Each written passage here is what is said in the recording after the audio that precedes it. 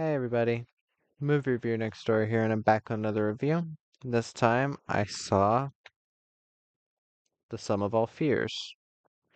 This is a 2002 political spy thriller film directed by Phil Alden Robinson, and it stars Ben Affleck, Morgan Freeman, James Cromwell, Liev Schreiber, and Bridget Moynahan and Ciarán Hinds. In this film, when the president of Russia suddenly dies, a man whose politics are virtually unknown succeeds him. The change in political leader sparks paranoia among the American CIA officials, so CIA Director Bill Cabot recruits a young analyst to supply insight and advice on the situation. Then the unthinkable happens. A nuclear bomb explodes in a U.S. city, and America is quick to blame the Russians. So, what did I think of The Sum of All Fears? Well, first off, the reason I watched this is because there's stuff recently talking about like this movie kind of similar to true events, and it is in a way. Um, but I wasn't a fan of this. I have all of the Jack Ryan movies here. This is easily my least favorite of them so far. I don't think it's a horrible movie. It's just very all over the place. Like in terms of well, not filmmaking, in terms of the story especially, it's very all over the place. And a bit of a disappointment given the cast, but let me get to the cast. Ben Affleck plays Jack Ryan. I think he's easily the worst Jack Ryan. So far I haven't seen Shadow Recruit. I'll have to go through the rest of them at some point. I don't mind Ben Affleck usually. I liked him in The Town. I liked him in uh The Accountant. I liked him in Triple Frontier, Pearl Harbor, Daredevil. Like I've liked him in plenty of things. Here he's just very monotone, very meh. Morgan Freeman plays DCI, uh, Director of Central Intelligence. William Cabot, he's good. It's Morgan Freeman. I usually expect a good performance from him. James Cromwell plays President Fowler. He works as the president. Liev Schreiber plays John Clark. He's basically a mercenary that the CIA uses, I guess. Um, I like Liv Schreiber. I think he works in this type of role. Bridget Moynahan plays Dr. Kathy Mueller. Uh, she is Jack Ryan's girlfriend. Um, I like Bridget Moynahan. I liked her on the show Blue Bloods. I've liked her in a lot of movies. Not all the movies I thought were good. Like Unknown, I like this. I think it's okay. Um, but she was also in the John Wick movies as John's wife in flashbacks. Um, but yeah, I've always liked her. And Ciarán Hinds plays President Nemerov, the guy that steps in to be the Russian president. I've always liked Ciarán Hinds. Uh, I always mostly like seeing him as a villain, but it doesn't always happen. But my main issue with this movie right off the bat, it is so fucking overcomplicated. Like, there's like, oh, this person's gonna bomb this person, and then a bomb happens that we never see, or a nuclear explosion happens that we never see, or it's like this and this and this. It's one of those movies that overcomplicates itself, and I honestly lost footing pretty quick. And this is also a very talky movie.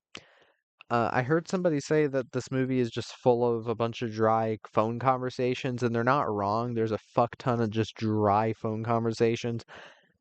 The main, like, set piece of the ending is somebody telling the Russians to stand down. And it's like, that's all we were building up to.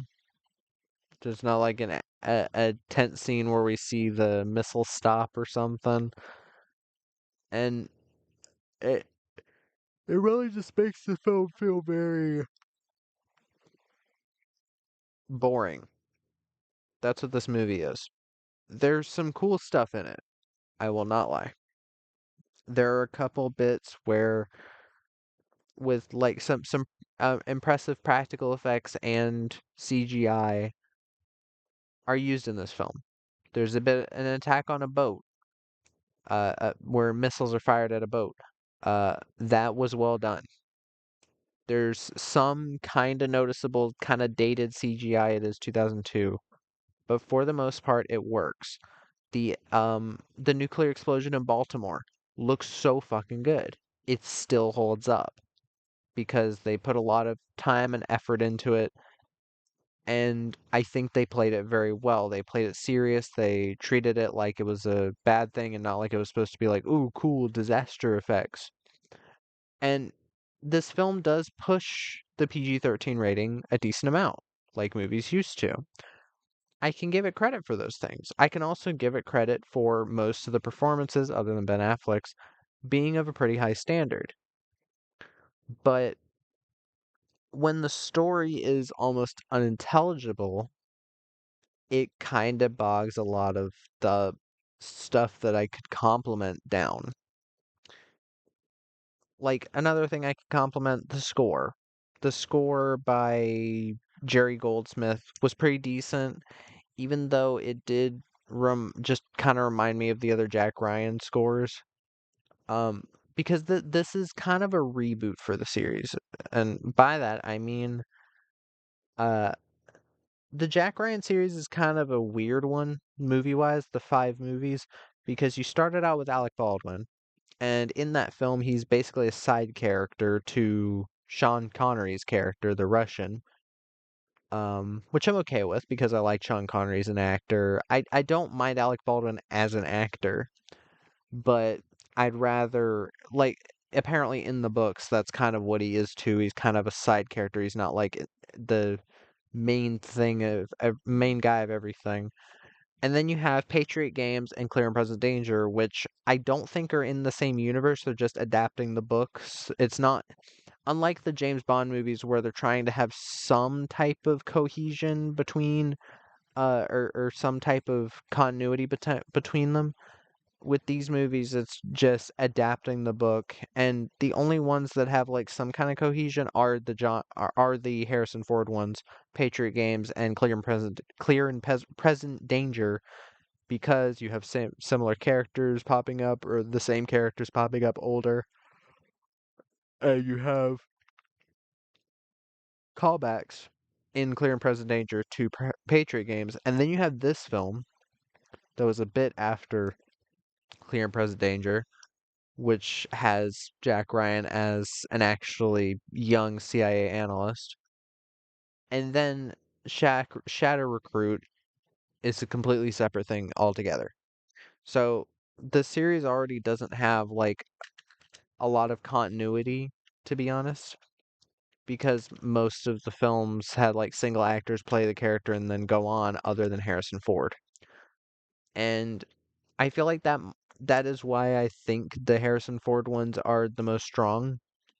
Uh, from what I remember, I'll have to watch them again, just to say. But this one, 100% Ben Affleck, I just don't think was a great choice. Um, I feel like he could have played it, but it's just he doesn't really do much. And that might be the point of the books, is that he does what he has to and he doesn't do a lot. But for a movie where it's supposed to be like political intrigue, which I like political thrillers, The International, In the Line of Fire, Air Force One, even just politically themed action movies, Olympus Has Fallen, the Has Fallen series I really like. Um, I like that kind of stuff, so I'm surprised I wasn't into this. I think this plot could work, but it's one of those movies where it feels like you have to have read the book to get context for certain things. Because sometimes things just happen and characters act a certain way, and there's like little to no real like explanation for a lot of it, and it just comes off very wonky overall. So yeah, I'm not a fan of that. I but and again, I think there is something with the plot. I feel like the plot could be interesting, but it just kind of falls apart. And by the end, I'm just waiting for it to be over. But yeah, there's not really a lot I can say about this. But yeah, that was my review of Sum of All Fears. If you've seen the film, let me know what your thoughts are in the comments down below. If you have any recommendations, put them down there as well. And movie reviewer next door, out.